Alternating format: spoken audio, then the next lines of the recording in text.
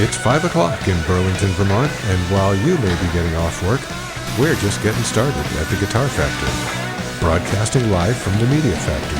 Thanks for tuning in, and now let's get to work. And hello and welcome to the Guitar Factory.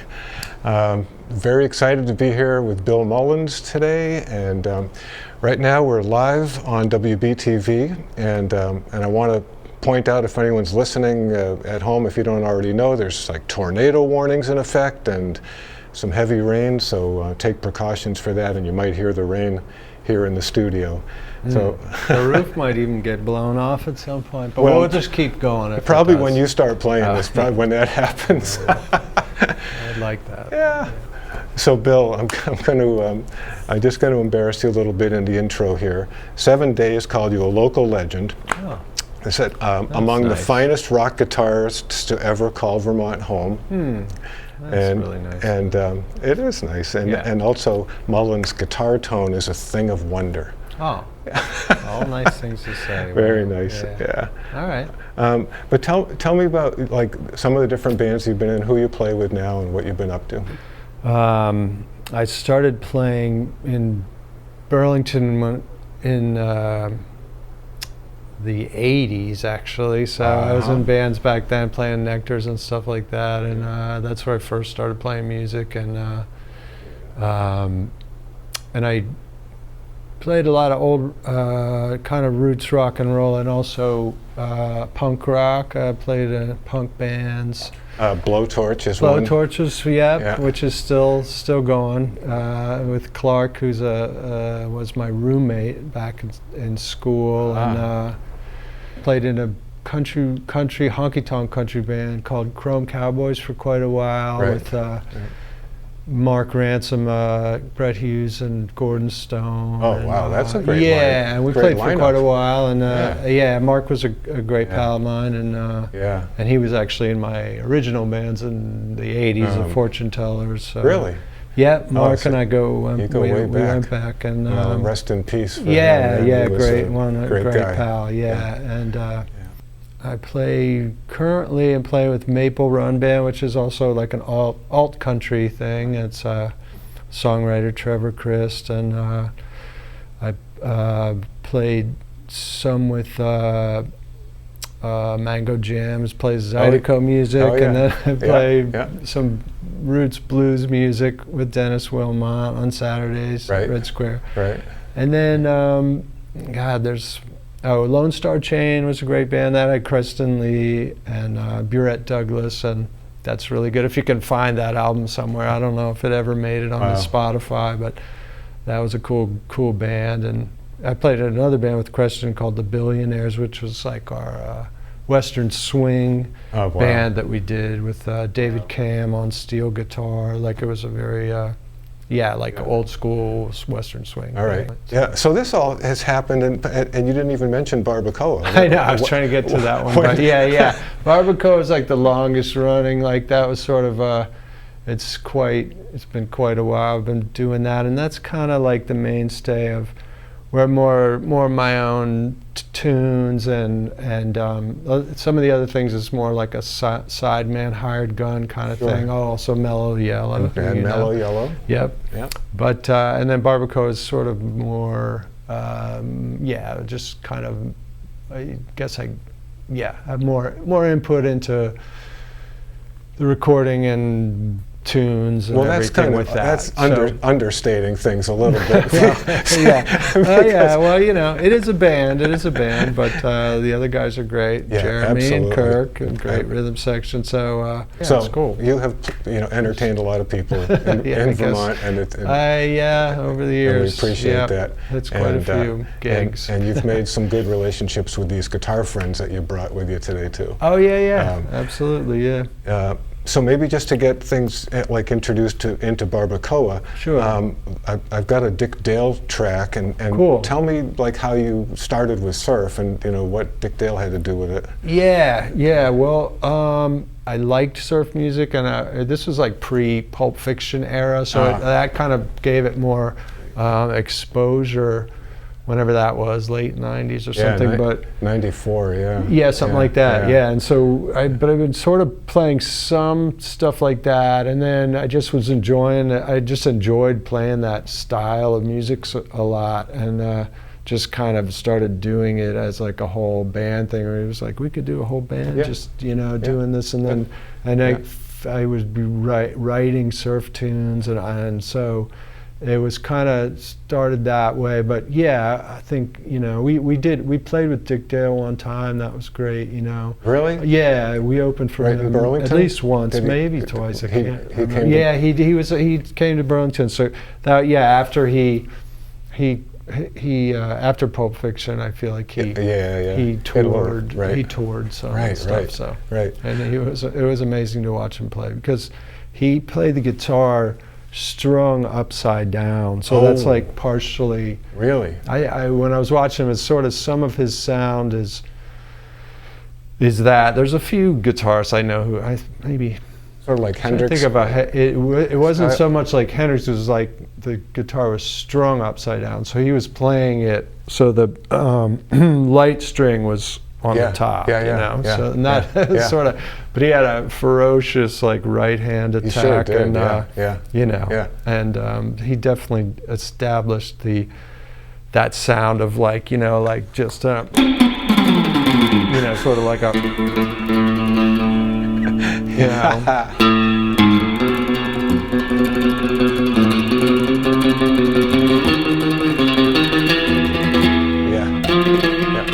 don't know if I'm loud enough, but yeah, I got you, loud and clear.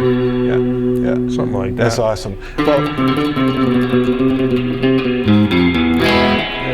wow, that type of thing, like a lot of the.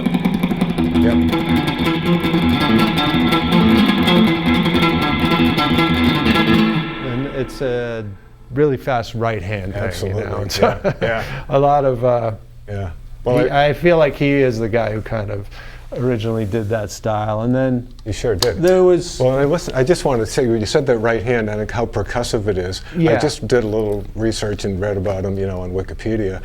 He was really into Gene Krupa, the drummer. Yeah, so that's right. He started off, he wanted to play drums. He was banging on pots and pans when he was a kid. He's very. I think so. So that translated into that rhythmic approach. For sure.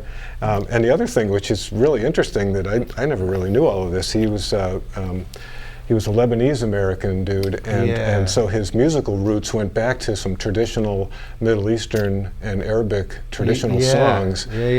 So this tune, let me just play Miserlou. Do you call it Miserlou or Miserlou? I call it Miserlou, but I don't really know if that's right. We don't know.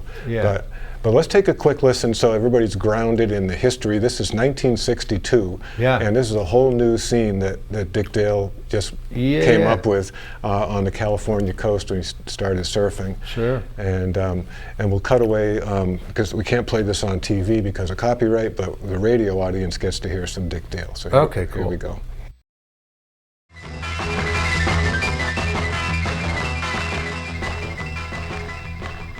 Okay. We're back with Bill Mullins on the Guitar Factory. And, we just finished on the radio listening to Dick Dale, who was the grandfather of surf music, and there was this great little quote from an article too that said, "Surfing is an alluring sport because in part it combines recklessness with grace." And so that's kind of what your music is like, reckless and graceful, right? That was Show us what some of those sounds then, okay? We might as well get to the guitar because that's what we're here for. So that's like a lot of surf guitars has a lot of reverb, which is like one of the things that just Fender came up with was this outboard reverb unit that a lot of young people bought. It was before they put reverb in the amplifier, so it was you had to buy this unit, and the sound of those things is a lot of like the Dick Dale sound. It's like kind of almost like a drippy kind of reverb or something. That kind of thing. Sort of,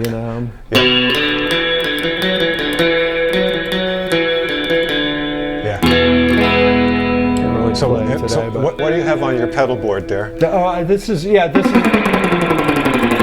it's a spring reverb that is made that actually can fit on a pedal board. Cool. So that's cool because it does have like that. It sounds similar to what those outboard units the real deal. sound like. So all right. And for that, it's a hard effect to recreate with the digital. It doesn't quite sound right. Absolutely. It's sort of the physical thing of the sound going down these springs is somehow, which is an amazing idea anyway, whoever came up with that, but it's so a big part of surf music. Yeah, absolutely. Or generally was a lot of that kind of cool. Just a lot of echoey. Oh man. So going back to Barbacoa, which has kind of been your longest running gig, right? Yeah. And I did queue up a couple of tunes I want to play from Barbacoa. But maybe just to introduce people to the band, I'll show this video clip, which was from Burlington City Hall Park in 2020. And Burlington City Arts was nice enough to give me permission to use this. Oh, cool. And also the folks who did the production did a really good job, Robot Dog Studio. Oh yeah, those guys, they do a good job. Yeah. Their stuff always sounds good. Yeah. So in this clip, and you might not be thrilled about this, but I think it might have been the first song out of the gate or something, and you're kind of trying to get your sound dialed in a little bit or whatever. And so, but I think it's kind of interesting because I can actually see when you go over and step on a stop box and hear what the difference is in the sound. The reverb comes on and it comes off and stuff like that. Our sound check, first song. Yeah, so let's call it the sound check, but it's kind of educational too. So this is Barbacoa live on WBTV LP.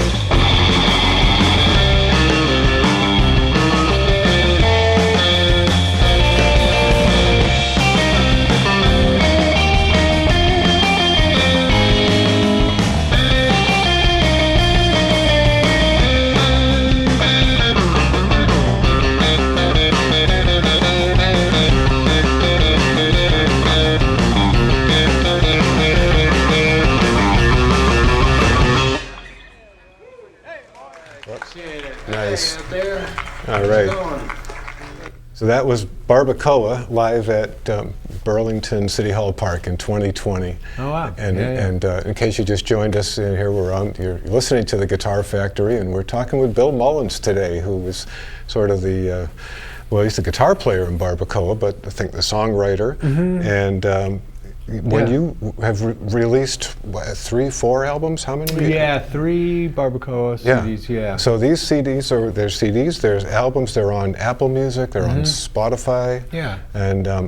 And the really amazing thing is that you played all the instruments. Yeah. Yeah. Yeah. I mean, what was I played drums as a little kid. Like that was the first instrument I played. Oh. And yeah. Well, that explains a lot. Yeah. Okay. So I was a drummer, and then yeah, and I just started sort of. I had been making recordings with little multi-track, used to have like the little cassette multi-track, the 4 tracks or whatever. And so you started producing your own tunes early on then. But, I think so. I just started messing with it anyway, Yeah. and then and then eventually, a lot of times I think, it's just when if I have an idea or melody, a lot of the Barbacoa stuff is, it's like just melodic. Well, surf music is. And generally you need a strong melody to have it be like a decent instrumental song. Of course, it's kind of a challenge. Of course, but so how do you do that? You must have to start with the drums. It is odd because I start with the drums and I'm not hearing anything else that's happening. So that takes a while to, and that can. It's kind of a strange thing because you're following the arrangement of the song just in your head, not hearing it. so. But I love collaborating is great with other musicians, and that's I think some of it's convenience of just like. But you pulled it off really nicely, though. It's interesting. It's not the only way to do things, but I do like. It can be fun to do that. Yeah. Well, let's listen to one of the tunes. I picked a couple of tunes out here, and this one, and this is interesting. So it's a tune called "Hang 'Em High," Hang 'Em High School. Yeah, And what caught me about it was it's not necessarily a surf tune. That you've gone over into this kind of Western, spaghetti Western. Yeah, land. I do a lot of that too. Actually, Yeah. And Morricone is just the guy who scored there's Italian Western right, so all movies. the Sergio Leone films with Sergio Leone and R.I.P. to Clint Eastwood too. He just passed away. I didn't know that. Yeah. Wow. But, The Man with No Name. Yeah, but there's some great films and the great music. Of course, it's iconic music. He's a great composer, but the music does have some. It had an element of twangy. Sort of surf guitar, that old spaghetti Western music. Sort of Italian surf guitar, I guess you'd say. Yeah. All right, let's hear some Barbacoa, Sure. Hang 'Em High School. Yeah. feel like I'm right there. Yeah.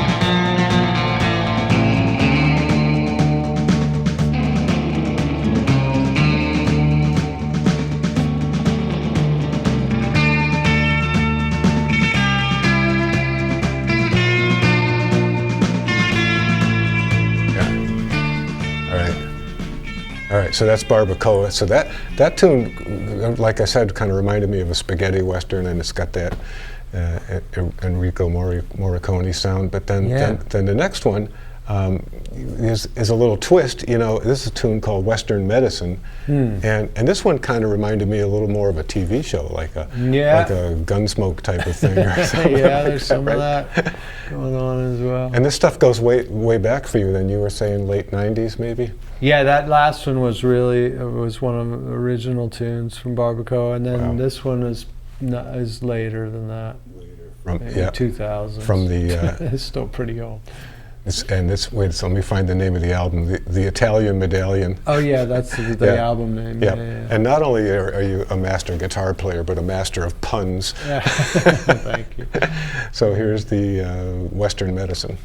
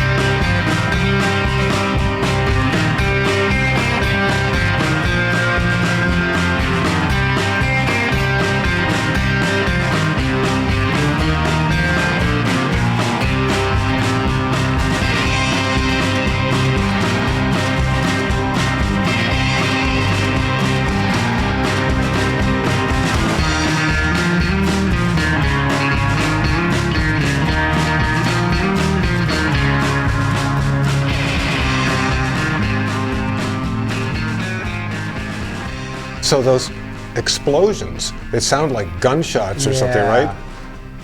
Where'd you get those sounds? Can't remember. I think they're made by a guitar. Anyway. That's what I thought. Yeah. That's what I thought you were going to say. You dropped your amp on this. I did. Yeah, actually, that is. I think I was dropping a reverb, like an amp with reverb. Yeah. Because that's the sound it kind of makes when it falls over by mistake in the middle of a show, and you go, "Oh crap!" Yeah, the crash. The reverb. Yes, that is what that sound is. But it's also totally. I was like kicking it or something. Yeah, right. I think I might have been kicking it with my foot.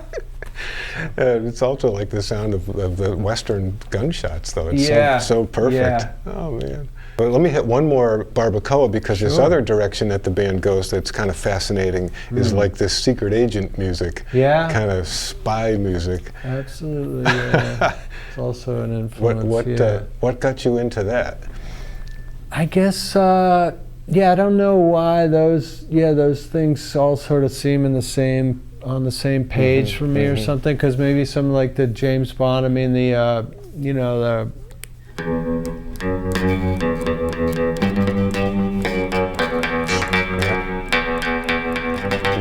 it's like it kind of, some of that stuff had also like almost surf type of thing, and so spy music. I kind of was always on the lookout for good spy soundtrack music. And so here's one from the Pharaoh's Camaro album. Okay, yeah. Which is more recent, I think. That's the last one. Did a while ago. Yep. So let me just play it a little bit here.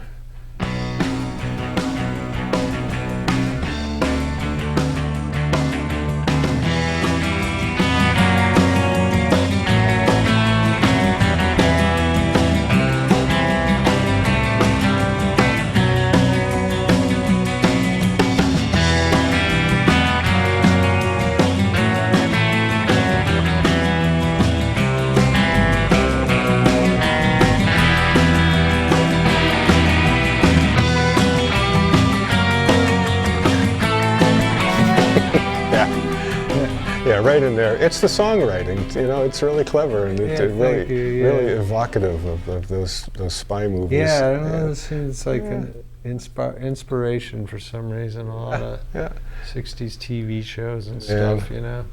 And I know you have a Facebook page for Barbacoa. Is there any other better way to that's a good one, or I think we have Instagram Barbacoa as well, so.